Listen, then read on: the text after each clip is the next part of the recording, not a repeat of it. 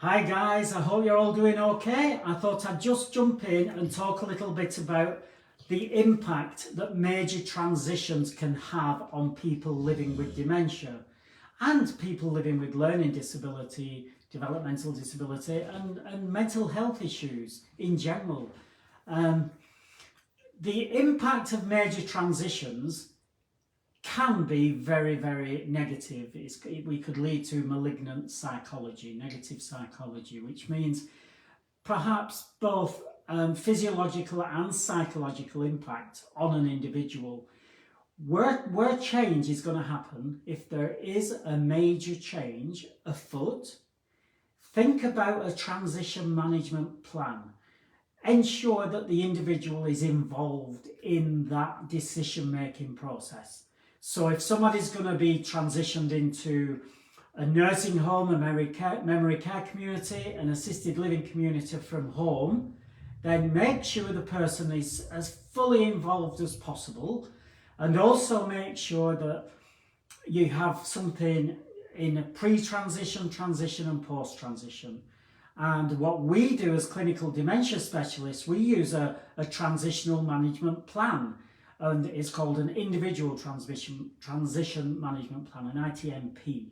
And that identifies the strengths of the individual. It identifies where they are within their journey. It identifies where they are in their physical health. And it also gives us an opportunity to kind of measure a baseline of where they are before we transition that person.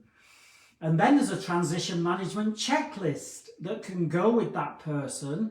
So the person who is now supporting that individual in a different environment, for example, if it is a change into a different environment, then they've got a checklist that they can measure that individual's changes. So if people become depressed, if they become incontinent, if they become sick, if there's anything really negative that's happening behaviourally or physiologically, then they can identify it, and the appropriate professional can be involved, and it can be dealt with and nipped in the bud before it turns into what we call transitional shock.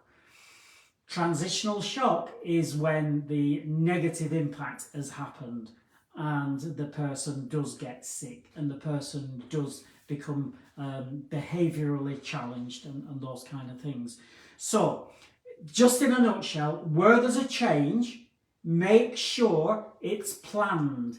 Make sure the person's involved. I always use a shared action plan, an SAP. And my philosophy and my approach is that individual is like the hero of a movie. He or she are the main movie stars. And the rest of us, professionals, family, whoever it is that's supporting that individual, we are the supporting cast. So we are supporting that hero, that main character. And so let them lead the way, and we guide, we support, and we give whatever it is we need to give to ensure there is a smooth transition. Okay? So that's all I wanted to talk about today. A transition, make it smooth, involve the individual. And it doesn't matter what that change is, by the way. It doesn't have to be moving from home into a residential group home, nursing home, memory care community or whatever. It could be a change that's happening at home. What if somebody changes the environment around? What if there's some work being done on the property? All those things, they can have an impact. So make sure you involve the individual at all times. Okay, thanks guys. Thank you for following me. Thank you for tuning in. Thank you for listening. And have a fantastic rest of the day. Bye guys.